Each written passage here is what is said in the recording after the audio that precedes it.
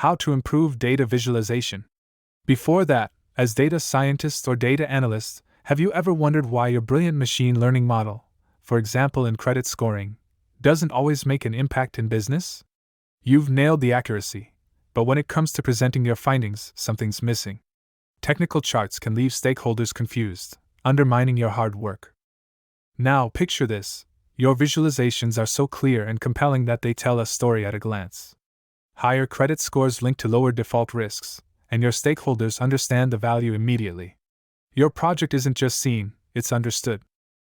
In this video, I'll reveal how to improve data visualization by using Gestalt principles, adding crucial context, and removing clutter. Stick around till the end of the video for a bonus tip that will show you how combining these elements can turn your visualization into powerful tools for business decision-making. Gestalt principles are a set of psychological rules that explain how the human brain perceives visual information. They suggest that we tend to see objects as whole, organized forms rather than as individual parts. What are some elements of Gestalt principles? First is proximity and similarity. In proximity, when items are near each other, they are often viewed as part of a group, while in similarity, items that share similar characteristics tend to be clustered together. Let's examine an example. In the initial chart on the left, a comparison of sales revenue and customer satisfaction across various products is displayed using individual bar charts instead of combining them. This illustration lacks any proximity aspect. However, using separate charts may be beneficial when dealing with unrelated datasets. In the second graph on the right, a comparison of sales revenue and customer satisfaction for various products is displayed using a combined bar chart. The bars representing each metric are positioned near one another with dual y-axes to better represent differing scales. The left y-axis corresponds to sales figures, while the right y-axis indicates customer satisfaction levels.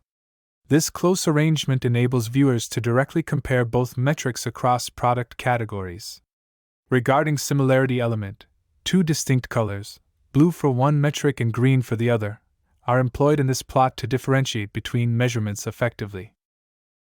Second principle is law of focal point. This second principle suggests that the human eye is naturally drawn to the most prominent element.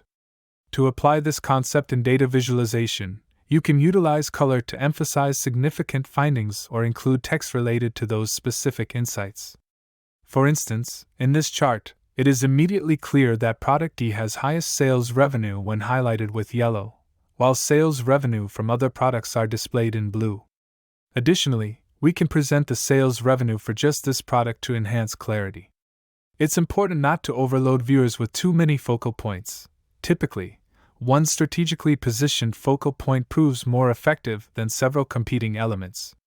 Adding context to data visualization is crucial for ensuring accurate interpretation and understanding. Without context, data can be misleading or confusing. Let's explore this with an example. You want to identify which product has the highest conversion rate. Initially, the plot suggests that product D has the highest conversion rate at 25%. While product C has the lowest at 3%. However, interpreting this data requires more than just looking at conversion rates. To gain a complete understanding, it's essential to combine different metrics in a single visualization. In this case, using a dual y-axis chart with a bar plot and a line plot is effective. Y-axis on the left represents the number of unit sales for each product, displayed as bars, while y-axis on the right represents the conversion rate for each product, displayed as a line. Regarding interpretation, product D has the highest conversion rate, 25%, but only 50 unit sales. This indicates excellent conversion efficiency but a very limited market reach. For product A and product B, despite having lower conversion rates, these products contribute significantly to total sales due to their larger number of sales. Finally, product C has the lowest conversion rate, 3%, but it also has the highest number of unit sales, 2,000, indicating a broad market presence with lower conversion efficiency. This dual y-axis chart underscores the importance of considering both conversion rates and total sales together.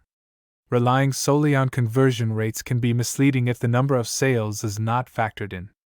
Conversely, a large number of sales with a lower conversion rate might indicate a more substantial market impact than initially apparent. Contextual understanding is essential for informed decision-making and a comprehensive analysis of product performance. Removing clutter is crucial for effective data visualization. Clutter or excessive irrelevant elements add cognitive load or noise into the viewers, hindering the ability to understand the data instantly. Therefore, it is essential to provide visualization as efficient as possible. Let's consider the example bar plot with two metrics comparing incoming versus processed job applications. While it appears understandable, several improvements can be made. First, it is preferable to have line plot rather than bar plot since the x-axis is continuous variable, which is months from January to December.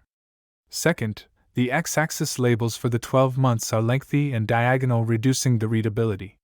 Third, the grid lines are just noise distracting from the comparison analysis between two metrics.